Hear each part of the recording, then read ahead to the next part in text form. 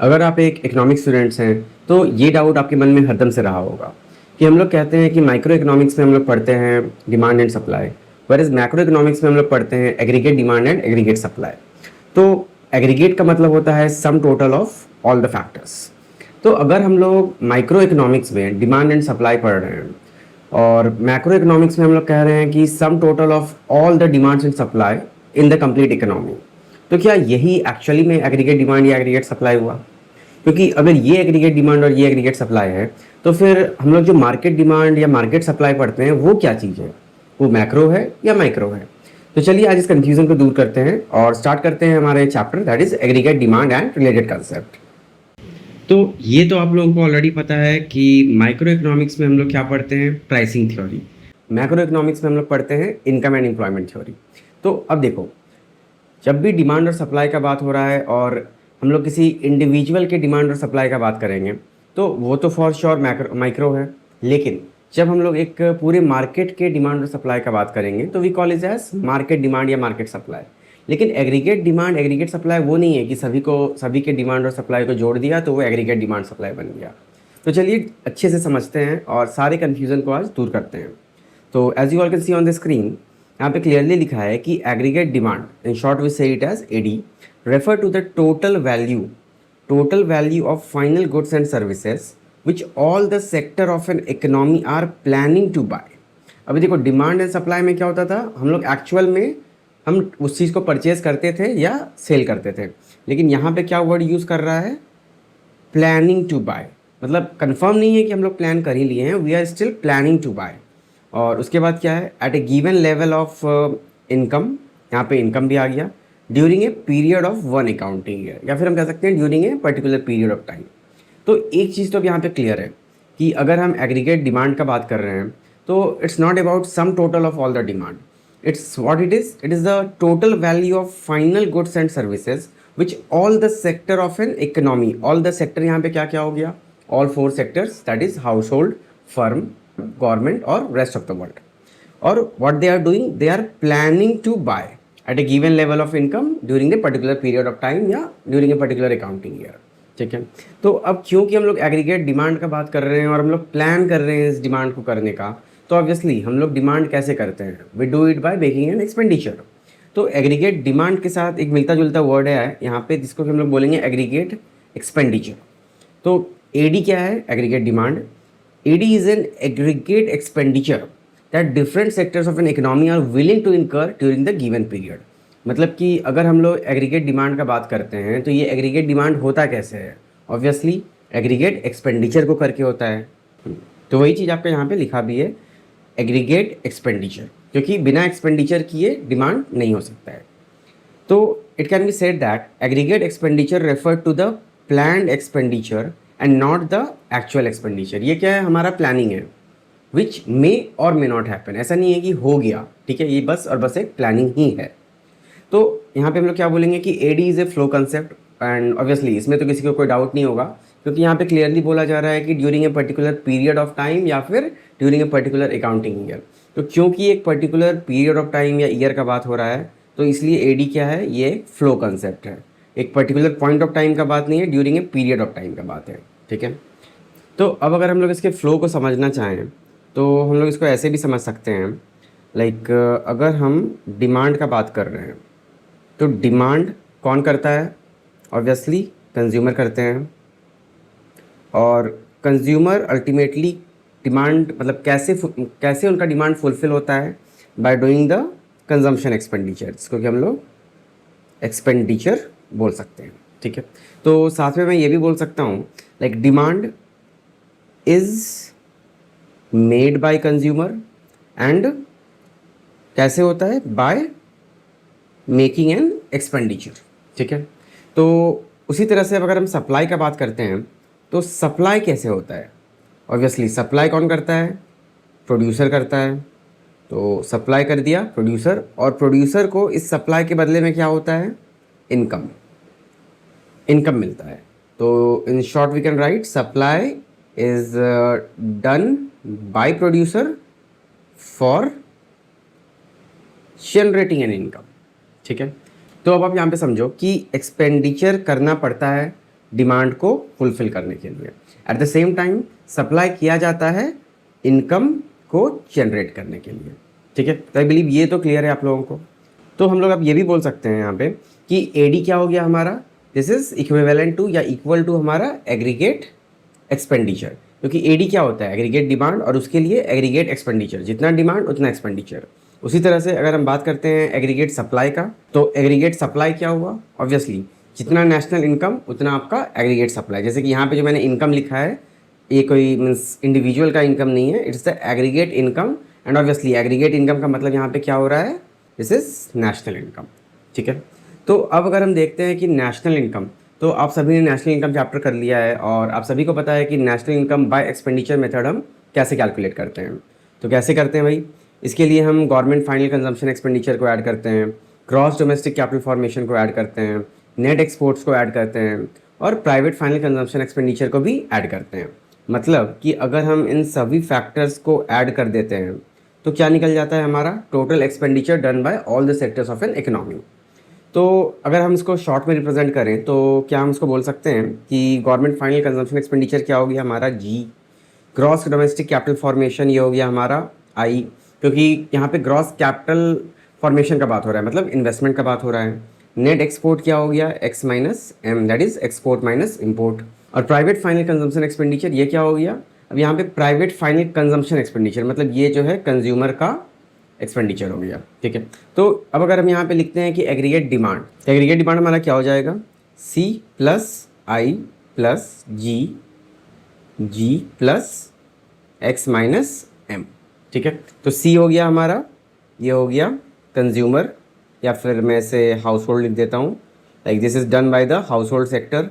Investment ये हो गया डन बाय फर्म, जी हो गया हमारे गवर्नमेंट, और एक्स माइनस एम क्या हो गया हमारे rest of the world, that is the fourth sector. तो यहाँ तक तो कुछ भी नया नहीं था, ये आपने ऑलरेडी नेशनल इनकम में समझ ही लिया है। तो अगर अब हम कंपोनेंट ऑफ एग्रीगेट डिमांड का बात करते हैं तो ये कुछ भी अलग नहीं है, ये जस्ट हमने देखा है ये सेम है जो कि हमारा फोर्थ सेक्टर ऑफ इकोनॉमी होता था। आई मीन नेशनल इनकम में एक्सपेंडिचर मेथड में जो फोर्थ सेक्टर होता था वही है ये। ठीक है, तो फाइनली यहाँ तक तो हो गया। अब आप मुझे एक बात बताओ, लाइक नेशनल इनकम के टाइम पे मैंने बोला था आपको कि हाँ fourth sector of the economy तो होता है, और क्योंकि चारों सेक्टर का नाम दिया हुआ है तो हो सकता है नेम से रिलेटेड क्वेश्चन आपको एग्जाम में आ भी जाए। बट एक्चुअल में हमें क्या पढ़ना था, हमें पढ़ना था सिर्फ two sector model, that is सिर्फ हाउस होल्ड और फर्म। उसके अलावा हमें थर्ड और फोर्थ सेक्टर से कोई खास मतलब नहीं था। तो अब जबकि हम यहाँ पे एडी या एएस पढ़ रहे हैं तो क्या यहाँ पे हमें एक्चुअली में फोर्थ सेक्टर का जरूरत पड़ेगा, बिल्कुल नहीं। हम लोग सिर्फ और सिर्फ टू सेक्टर तक ही अपने आप को लिमिटेड रखेंगे। तो चलिए अब समझते हैं कि एग्रीगेट डिमांड या एग्रीगेट एक्सपेंडिचर क्या होता है इन टू सेक्टर मॉडल। तो aggregate demand in two sector model में क्या बोल रहा है कि in a closed economy, like obviously अब यहाँ पे क्या है कि रेस्ट ऑफ द वर्ल्ड तो है नहीं, तो कोई भी किसी भी तरह का फॉरेन ट्रेड हो नहीं रहा है, जो भी है इकोनॉमी के अंदर का बात है। तो अब यहाँ पे क्या हो गया कि in a closed economy AD is a function of only consumption expenditure and investment expenditure, मतलब कंजम्पशन एक्सपेंडिचर हाउस होल्ड और इन्वेस्टमेंट एक्सपेंडिचर फर्म्स। तो यहीं पे लिखा हुआ है कि एग्रीगेट डिमांड हो गया आपका सी प्लस आई। ठीक है, तो अब चलिए हम लोग इसको स्केड्यूल और डायग्राम की मदद से समझते हैं कि कैसे एग्रीगेट डिमांड को हम शो करेंगे। तो आप देख सकते हो लाइक यहाँ पे लिखा भी है कि there exist a positive relationship between income and the level of aggregate expenditure in the economy. अब ये तो हमें पता चल चुका है कि एग्रीगेट एक्सपेंडिचर क्या हुआ, एक तरह का प्लान एक्सपेंडिचर। और ऑब्वियसली इनकम का जहाँ तक बात है, अगर मुझे पता है कि मुझे इस ईयर में 20 लाख रुपए का इनकम होने वाला है तो obviously I will plan to buy brand new Honda City. लेकिन अगर मुझे पता है कि नहीं मेरा इनकम एक्चुअली में 10 लाख ही होने वाला है, तो हो सकता है कि अभी तक जो होंडा सिटी का प्लान हो रहा था अब क्या है वो मारुति सुजुकी डिज़ायर तक ही रह जाएगा, क्योंकि मेरे पास अब 10 लाख ही हैं। तो जैसे जैसे मेरा इनकम घटा मेरा एग्रीगेट डिमांड भी घट रहा है, और अगर मेरा सडनली से इनकम बढ़ जाता है तो मेरा ख्वाहिशें भी मेरी बढ़ेगी, मैं ज़्यादा से ज़्यादा डिमांड करना चाहूँगा। मैं डिमांड कर नहीं रहा हूँ, मैं डिमांड करने का सोच रहा हूँ। ठीक है, तो वही चीज़ बोल रहा है कि there exist a positive relation, कि अगर लेवल ऑफ इनकम बढ़ता है तो एग्रीगेट डिमांड का भी हम सोचेंगे, और लेवल ऑफ इनकम घटेगा तो डिमांड के लिए भी मतलब सपना देखने के लिए भी सोचना पड़ेगा कि भाई उतना पैसा तो होना चाहिए। तो वही चीज़ यहाँ पे बोल रहा है कि as the level of income rises aggregate demand also rises and vice versa, मतलब कि if the income falls the aggregate demand will also fall.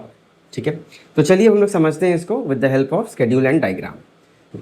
तो पहले हमारा सबसे पहले कॉलम में हो जाएगा इनकम, उसके बाद नेक्स्ट कॉलम में हम लोग यहाँ पे कर लेते हैं कंजम्पशन। तो इनकम हो गया, कंजम्पशन हो गया। अब इनकम तो ऑब्वियसली हम लोग यहाँ पे क्या बात कर रहे हैं, नेशनल इनकम का बात कर रहे हैं, लाइक मैं इसको वाई से रिप्रेजेंट कर देता हूँ। कंजम्पशन कौन कर रहा है, हाउस होल्ड कर रहे हैं। तो हाँ, फर्म का भी तो बात होगा, तो फर्म वाले क्या करेंगे, ये करेंगे इन्वेस्टमेंट। तो income, consumption, investment, and lastly हम लोग अब यहाँ पे लिख देते हैं एडी, जो कि हमारा किसके बराबर होता है, सी प्लस आई। अभी जस्ट हमने ऊपर देखा था। तो अब देखो ये वाला जो स्केड्यूल है ना बहुत इजी है। तो सबसे पहले हम लोग क्या मान के चलते हैं कि हमारा इनकम एकदम ज़ीरो है। तो ज़ीरो लेवल ऑफ इनकम पे क्या होगा, फिर 100 पे क्या होगा, 200 पे क्या होगा, एक बार हम लोग देखते हैं।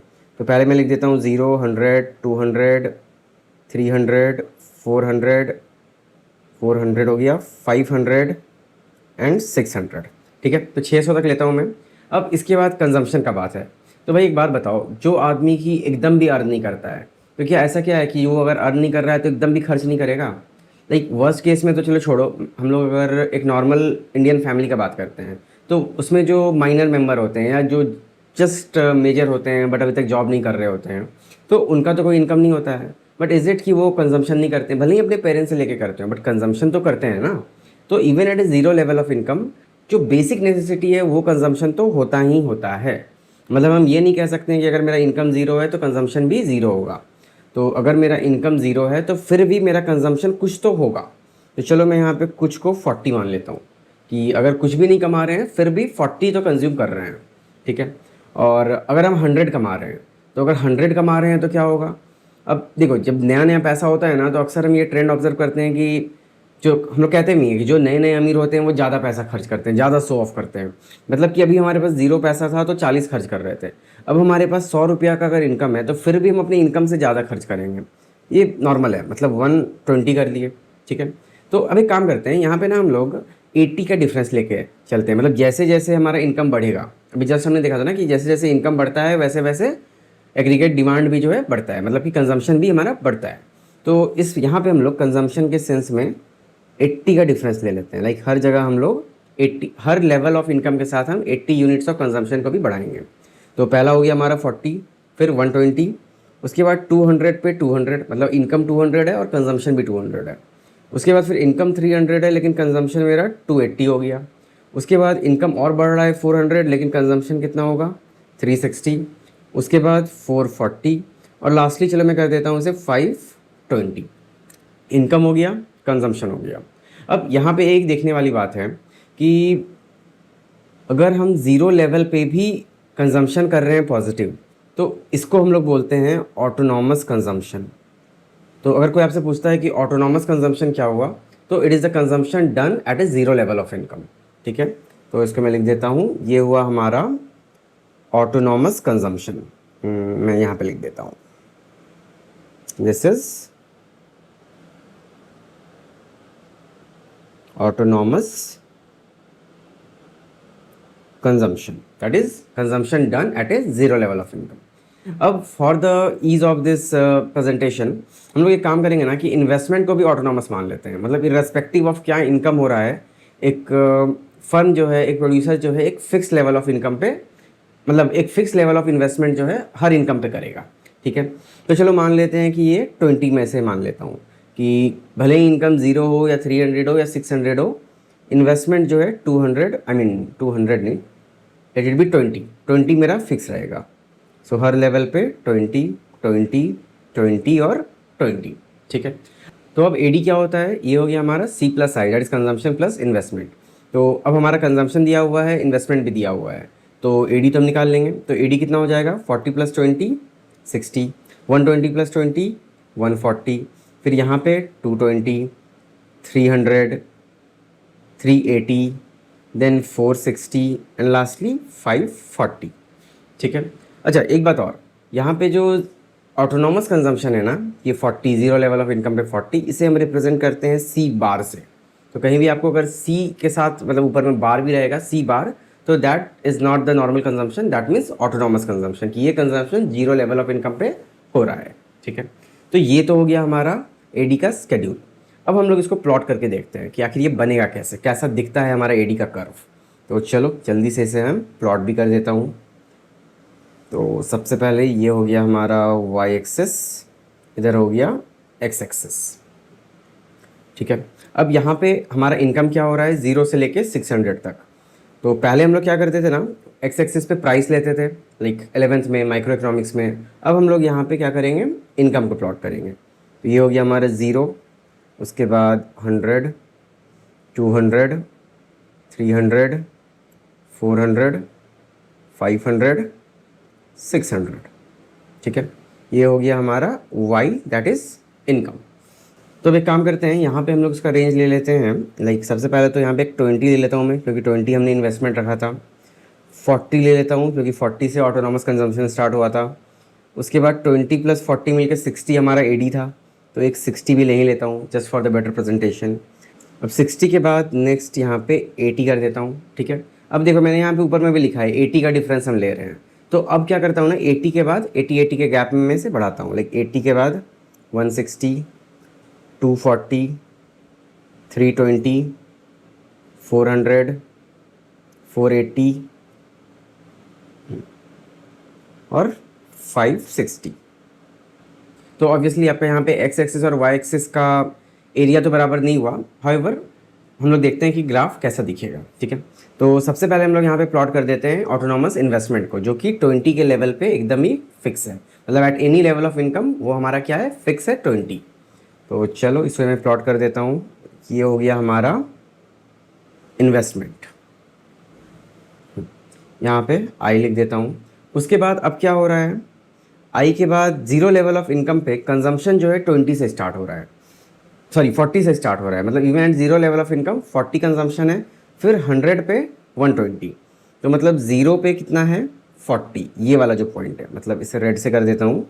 0 पे 40 है, फिर 100 पे कितना है 120 है, मतलब कि 80 और 60 के बीच में यहाँ कहीं पे 120 आ जाएगा। फिर 200 पे कितना हो रहा है, 200 बराबर हो जा रहा है, ये भी कहीं यहाँ पे आएगा। उसके बाद 300 पे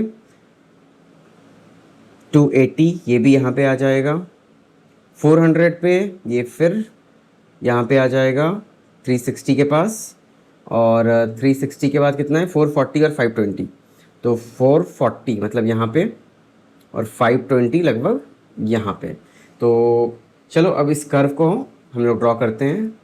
तो ये कुछ इस तरह का कर्व बन जाएगा। ठीक है, तो ये क्या हो गया हमारा, ये हो गया हमारा कंजम्पशन कर्व सी। और अब हमारा एडी क्या होता है, एडी होता है हमारा C plus I. So as we know AD is equal to consumption plus investment, AD is equal to C plus I. तो अब क्योंकि आई हमारा हर लेवल पे फिक्स है, 20 है, हर लेवल पे हमारा फिक्स है, तो अब जो है एडी कर्व जो बनेगा वो एकदम पैरेलल बनेगा कंजम्पशन कर्व के, बस at a level of I mean parallelly at a 20 point higher, क्योंकि 20 क्या है हमारा, ये हमारा इन्वेस्टमेंट है। ठीक है, तो चलो यहाँ पे मैं प्लॉट कर देता हूँ। तो 0 पे ये कितना हो गया 60 हो गया, फिर 100 पे हमारा एडी कितना हो जाएगा, अराउंड 140 हो जाएगा, तो लगभग यहाँ पे हो गया। फिर 200 पे कितना हो जाएगा, फिर और 80 यानी कि 220 के अराउंड, तो लगभग यहाँ पे ये हो गया। फिर 300 पे एग्जैक्टली 300 हो जाएगा, तो समवॉट यहाँ पे। तो आप देख सकते हो ना कि हर पॉइंट पे जस्ट ऊपर, मतलब कि बस एकदम ऊपर ऊपर करते करते, मतलब जहाँ पे हमारा कंजम्पशन है उसके बस 20 पॉइंट ऊपर पे जो है एडी का कर्व प्लॉट हो रहा है। तो अब अगर हम यहाँ पे स्ट्रेट लाइन ड्रॉ करते हैं तो ये कुछ इस तरह का कर्व बनेगा। तो ये जो कर्व हुआ ये हो गया हमारा एडी का कर्व। ठीक है, चलो, so this was all about aggregate demand schedule and diagram. तो ऑब्वियसली जैसे कि एक्स एक्सिस पे हम लोग वाई लिखे हैं, तो यहाँ पे भी हम लोग सी आई और सी प्लस आई क्या है हमारा एडी। तो ये सब कुछ हम लोग इधर ही प्लॉट कर रहे हैं वाई एक्सिस पे, तो इसको भी हम लोग लिख दिए। ठीक है, तो आई बिलीव कि आपको ये एग्रीगेट डिमांड का कंसेप्ट अब क्लियर होगा। एग्जाम के पॉइंट ऑफ व्यू से जो आपको इंपॉर्टेंट है वो आपका schedule as well as diagram, ये आपका बहुत इंपॉर्टेंट है, तो मेक श्योर इस पर आप ध्यान देना। एंड ऑब्वियसली इसमें कोई डिफिकल्ट नहीं है, हम लोग पूरे चैप्टर में सेम इसी स्केड्यूल और डायग्राम को यूज़ करते रहेंगे। लाइक इनकम आप 0 to 100 मीन्स 100 बढ़ा सकते हो, 0 100 200। कंजम्पशन इनिशियली आप ऑटोनॉमस 40 ले लो, इन्वेस्टमेंट आप 20 ले लो, और उसके बाद क्या है, सिर्फ आपको जो आपका 80 का डिफरेंस है ये वाला, बस 80 के डिफरेंस पे बढ़ाते चलना है, you will get the same answer. तो ये तो हो गया हमारा एडी के बारे में। अब एडी के बारे में कुछ इंपॉर्टेंट पॉइंट्स है जो हम लोग समझ लेते हैं। तो क्या है वो पॉइंट्स, तो फर्स्टली एडी क्या है हमारा, सी प्लस आई, ये हम लोग ऑलरेडी बहुत अच्छे से समझ चुके हैं, AD is equal to C plus I.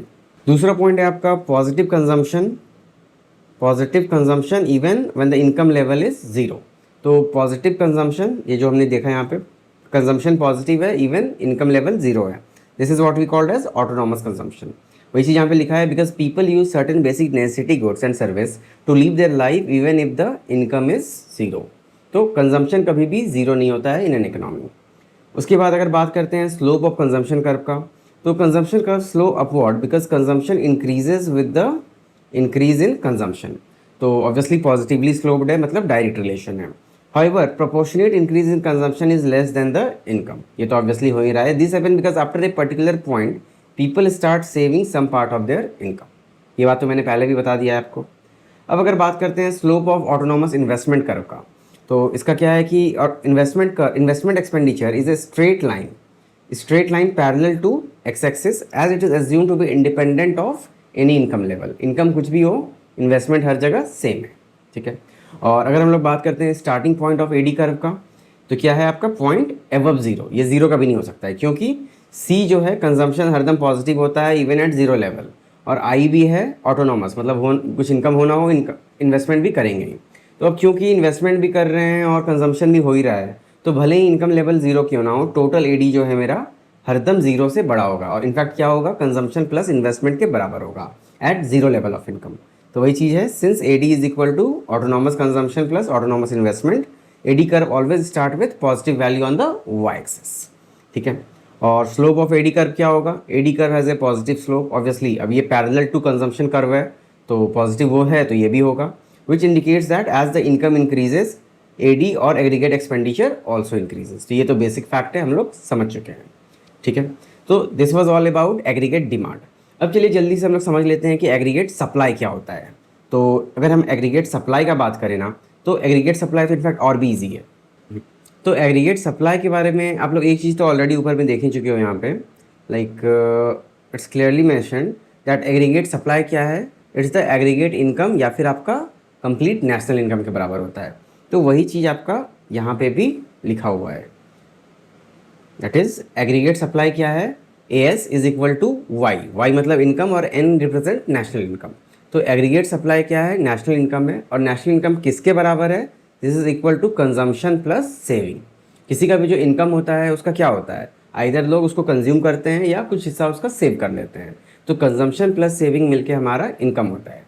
तो वही चीज़ फाइनली क्या है कि aggregate supply is equal to consumption plus saving. तो अब अगर हम कंपोनेंट ऑफ नेशनल इनकम का बात करते हैं, that is we represent it with Y, या फिर एग्रीगेट सप्लाई का भी बात करते हैं, तो ये क्या हो जाएगा आपका, ये हो जाएगा y is equal to AS is equal to C plus S।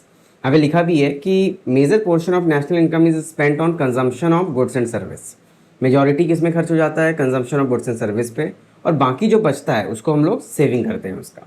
तो जो भी हमारा कंजम्पशन प्लस सेविंग होगा वही हमारे टोटल इनकम के बराबर होगा, और वही पूरे कंट्री का नेशनल इनकम होता है, ठीक है। तो अगेन यहाँ पे पहले से ये स्केड्यूल और डायग्राम का जगह छोड़ा हुआ है, समझते हैं कि हम लोग इसके स्केड्यूल और डायग्राम को कैसे करते हैं, मीन्स एग्रीगेट सप्लाई को स्केड्यूल और डायग्राम की हेल्प से कैसे रिप्रेजेंट करते हैं। तो सबसे पहले हम लोग यहाँ पे क्या लिखेंगे, तो यहाँ पे सबसे पहला हो जाएगा हमारा कॉलम में Y, that is income, and obviously income के साथ हमारा क्या आएगा, कंजम्पशन, और कंजम्पशन के बाद तीसरा एलिमेंट अब क्या है, सेविंग्स। तो अब अगर हम सेविंग्स का बात करें तो सेविंग्स का क्या फॉर्मूला हो जाएगा, ऑब्वियसली इनकम माइनस कंजम्पशन, ये हो गया हमारा सेविंग के बराबर। एंड लास्टली हम लोग यहाँ पे क्या करेंगे, AS एग्रीगेट सप्लाई, और इसका क्या फॉर्मूला होता है, consumption plus saving C plus S। तो कुछ नहीं करना है, फिर से वही सेम 0 से लेके 100 200 हम लोग को पहले इनकम करना है। तो चलिए करते हैं। तो यहाँ पे हो गया 0 100 200 300 400 500 600, ठीक है, ये इनकम हो गया। अब हम लोग कंजम्पशन में क्या लिए थे कि हमारा consumption even at zero level क्या होता है, पॉजिटिव। सेम वही चीज़ यहाँ पे करेंगे। तो यहाँ पे कंजम्पशन हमारा क्या हो जाएगा, जीरो लेवल पे 40, उसके बाद 120, यहाँ पे भी हम 80 के गैप पे बढ़ाते चल रहे हैं, ठीक है। फिर यहाँ पे 200, फिर यहाँ पे 280 360, उसके बाद 440, उसके बाद आपका 520, ठीक है। तो ये अगेन सेम है जो हम लोग एडी के टाइम पे लिए थे।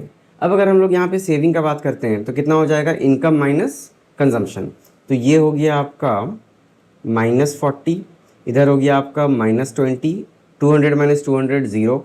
उसके बाद अब यहाँ पे थोड़ा सेविंग स्टार्ट हुआ, 20, 40, 60, 80, ठीक है। अब इसके बाद हम बात करते हैं एएस का। तो एएस क्या हो रहा है हमारा, C plus S, that is consumption plus saving. तो अब आप देखो लाइक यहाँ पे क्या हो रहा है कि कंजम्पशन कितना है, ऑटोनॉमस कंजम्पशन 40 है। अब क्योंकि ज़ीरो लेवल पे कंजम्पशन 40 है, मतलब कि सेविंग्स कितना है, -40 है। तो सी प्लस एस का यहाँ पे टोटल कितना आ जाएगा, so this will come to 0, ठीक है। उसी तरह से यहाँ पे 120 माइनस 20, ये हो जाएगा 100, 200 प्लस 0 अगेन 200, 280 प्लस 20 300, उसके बाद 360 प्लस 40 400, उसके बाद 440 प्लस 60 500, 520 प्लस 80 600।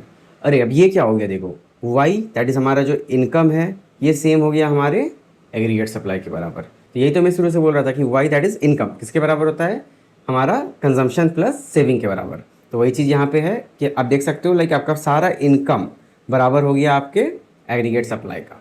तो अब अगर हम इसको कर्व पे प्लॉट करते हैं तो कैसा होगा ये देख लेते हैं। सो अगेन यहाँ पे हमारा हो गया इनकम और यहाँ पे एएस को हम प्लॉट करेंगे।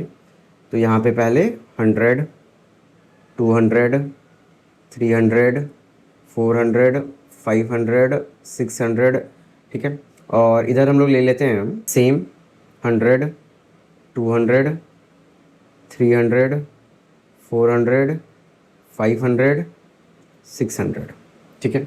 अब अगर आप यहाँ पे प्लॉट करोगे ना तो आप देख लो y और as बराबर है, फिर आपका y मीन्स हर लेवल पे y और as बराबर है। तो इसको जब हम प्लॉट करेंगे तो क्या होगा, लाइक एक तरफ आपका as है, एक तरफ आपका y है, और ये एकदम बराबर प्लॉट हो रहा है, मतलब 100 100, 200 200, 300 300, 400 400, 500 600, इस तरह से हो रहा है। तो अब अगर हम यहाँ पे बनाते हैं इसका कर्व, तो ये आप देखोगे एकदम ही स्ट्रेट लाइन बन जाएगा। तो एक मिनट, एक्चुअली ये थोड़ा प्लॉट करने में लगता है टेढ़ा हो गया, बट ये कुछ ऐसा ही होगा।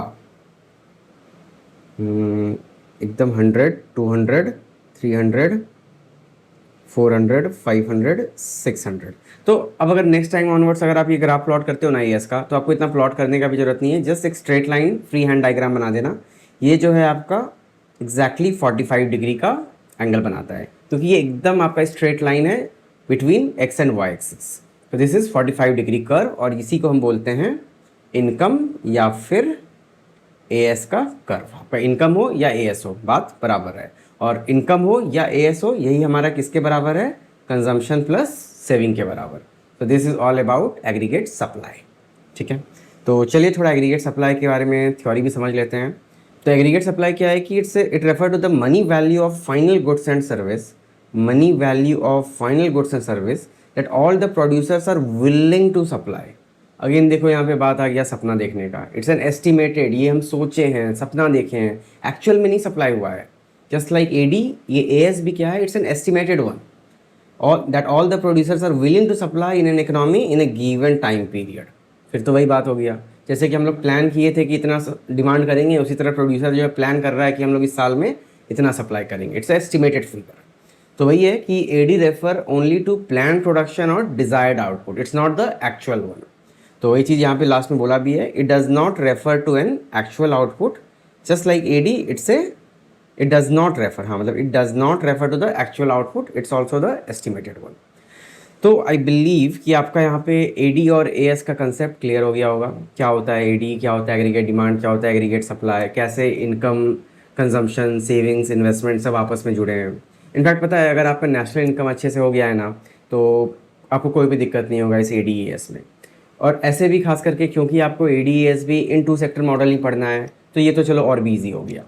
तो उम्मीद करता हूँ मैं कि आपको ये टॉपिक क्लियर हो गया होगा। अब इसके आगे जो हमारा टॉपिक है that is consumption function, saving function, investment function, ये हम लोग अपकमिंग नेक्स्ट वीडियो में समझेंगे, ठीक है। तो आज के लिए इतना ही, hope you all like this video. तो अगर आपको एडीएएस का कंसेप्ट समझ में आ गया है तो do like this video, subscribe my channel and also share this video among your friends. Thank you guys, thank you and thanks for watching.